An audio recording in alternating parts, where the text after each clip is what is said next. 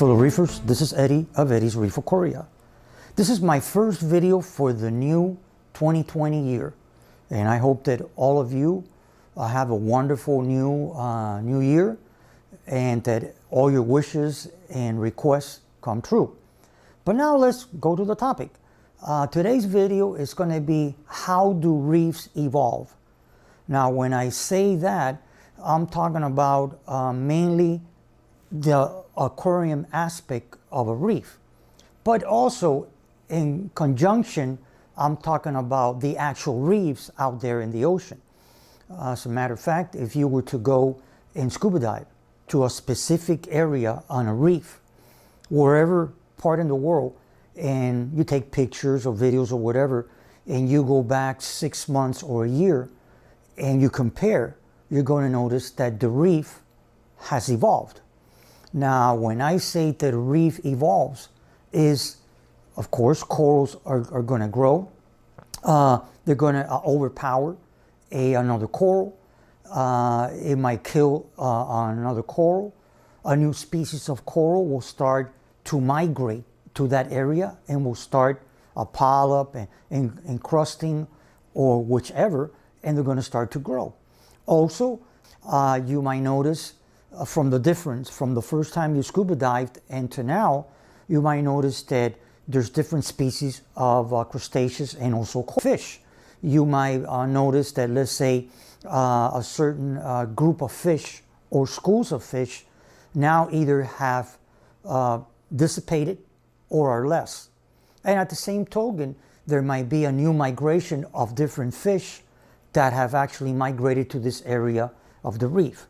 So that's what I mean, how do reefs evolve? Now, this video is going to be how do reefs evolve, but in an aquarium setup. Not actually the ocean, but in a setup. So here on this video, what I'm going to do is I'm going to explain, I'm going to go into detail in different angles of the aquarium, and I'm going to show you what actually that frag, coral, whatever you want to name it, has actually evolved. Either has died or either has overgrown, like let's say the plug, and they have spread and colonized or encrusted. So I hope you enjoyed this video, and let's go ahead and take a look at it. Hold on one second. Okay, so here we are in front of the tank. How I'm going to do this is I'm going to focus on different quadrants, in other words, different areas of the tank, like for instance what you're seeing now. And then I'm going to explain how this reef has evolved. Okay, the first one that you see there is the Recordia yuma. Okay, this mushroom, if you look at my page, the intro page on my YouTube channel, and you look at that little video, the intro, you'll see how small it was. And now it has grown, I would say, close to about double. So this is another example of how reefs evolve. Now I'm going to go ahead and I'm going to pan to the left, and we're going to look at the acan. Okay, same thing here. This acan, when I bought it at Worldwide Corals, it was, I believe it was 2 or 3 polyps. Now if you look at it, you'll see that there's tons of polyps on the bottom, and it keeps growing and growing. So eventually this animal, this piece, this frag, will manifest to a much bigger coral, like a shape of a brain coral. Now let's pan to the right. Okay, these zoos, when I got them, it was 3 polyps, and it's still the same thing. This hasn't grown. So this is an example of when I say that reefs evolve. Some corals, in this case polyps, some corals will grow faster than others. Some corals will stay stagnant for quite a period of time. Now let's pan up. Okay, now This coral, when I bought it, this was a $5 frag at Worldwide Corals. Now this was, I would say, about a fourth of what you see now. Matter of fact, the actual plug, it's still there. So I went ahead and I placed it there. I believe I glued it a little bit with BSI glue, which is what I usually use. And it started to grow and grow and grow. And it started to grow like towards the bottom and then towards the top. And it keeps encrusting towards that rock. This is another example of what I'm talking about, how Reef evolves. It was a little frag and it started to encrust and encrust. Now here, moving the camera towards the left, I have the hammer splitter. This really hasn't grown a bit. I've had it, I'd say, for about, what, 2 months? And it's still there. It's stagnant. No other heads have come out. So this coral, I would say it's a slow grower by what I see so far. Okay, now panning towards the left, I have that rock that I placed there. And as you're noticing, that's the purple stylo. I put it there, although I did a review on it. I did some research, and it does show that you need medium level when it comes to lights, although you can use it at low, medium, or high. You know, but what I'm doing here is I actually have placed it, as you notice, just a little higher from the substrate, and it's doing fine so far. But I have to keep an eye on it. Now, when you go towards the bottom, down here, down there you go, then those are the other zoos that I got. Same thing, these zoos are 4 polyps as I got them, and still they are 4 polyps.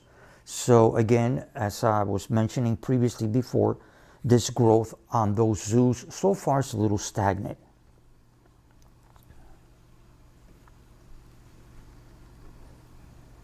One final note that I thought I make is this rock, when I placed it there, of course it was Pucani rocks, and it was completely white. Well, now, as you notice, it's starting to create life on it, and it's not as white as before. This is another example of how an aquarium reef evolves. So there you have an example when it comes to the rocks. It was completely white, and now it's starting to gain color and algae, because now there's certain bacteria that are populating the actual rock, and it starts to get darker because it has life on it. Going further towards the left, there's a better shot of the zoos. I decided to place them there on that little effect, that little, shall we call, mini cave. And now we're focusing on the Duncan. Now these 3 heads came from the Nano, the 9-gallon, which I went ahead and I fragged it. If you follow me, you'll notice that this frag wasn't here. It was way higher, I would say, to the mid-level of the tank. But since I've had to ramp up the MP10 because I'm getting acros, then it was, I strongly believe personally it was too much flow. So I went ahead and I put it here for now. When it comes to growth, it's still 3 heads. It's at a stagnant rate of growth, shall we call it. I don't see that much improvement. Now we're going to go ahead and we're going to go, like, let's say, to the middle section of the tank. Okay, now on the right hand side of the tank, using that little war coral as a point of reference, now we're going to go up to the middle section. And now here we have this coral, which also I got from Worldwide Corals, and this coral was just, I'd say it was a $5 frag. Trust me, it wasn't this size. I'd say it was like 3 or 4 polyps, and look how it has grown. I have moved it to different areas of the tank, but always keeping it on this middle right side of the tank, shall we call it. It's loose, it's not glued, so sometimes, you know, I have to make sure it doesn't fall off. This is another example of how reefs evolve. It was a 2 or 3 polyp coral, and just look at it now. Now let's pan to the left. This one is a fairly brand new coral. I got it at Black Friday. This coral really hasn't grown yet.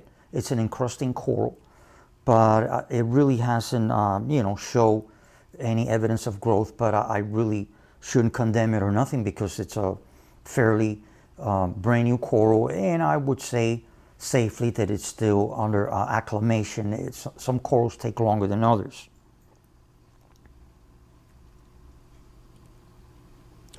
Now, let's see here.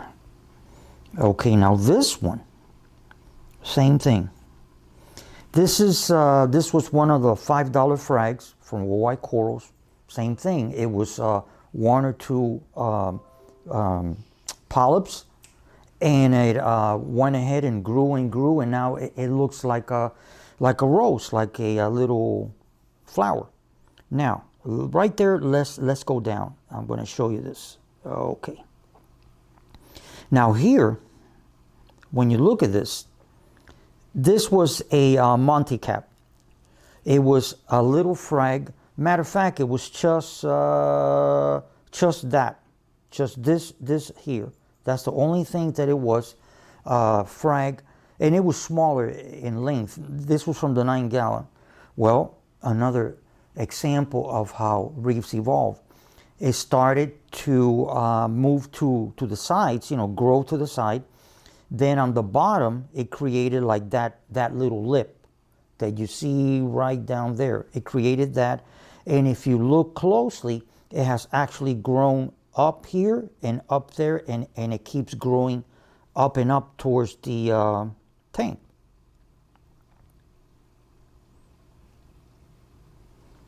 Now, moving again towards the left, there we have the lobo. That coral was from the 9-gallon. That really hasn't grown. That's stagnant. Now, right up on the lobo, you have Spongotis, a new Spongotis that I got. Again, I cannot evaluate the growth pattern yet because it's a fairly new coral. But that is an encrusting coral, and it also will, shall we call it, pillar up. As you notice, the ends right there, it's starting to actually grow. So, right up there. So it'll start to grow. It'll encrust on the plug, and then it'll keep growing up. Another example of how a reef evolves. Okay, now going further up on the right hand side, that little frag that I got right there, that's been here quite a while. It was also like a 2 little header, another $5 frag from Worldwide Corals, and it's grown, but I would say stagnant, not that much. Now, going further up, you have the candy canes. That's a frag from the mother colony that I have on the 9-gallon. I fragged it and I put a piece. Now, that's not the actual piece, or shall we call it frag, that I had placed. If you follow me, you'll notice that I had placed it on the lower side of the tank of the substrate. But it started to like separate from head to head, and it kind of wasn't doing well. So I went ahead and I swapped it out. I took it out and I got another frag, and this is the one that you're seeing. I have noticed some growth pattern on this coral. I'm going to take a side shot so you guys can see it better. It has grown, but slowly, not as rapid as other corals.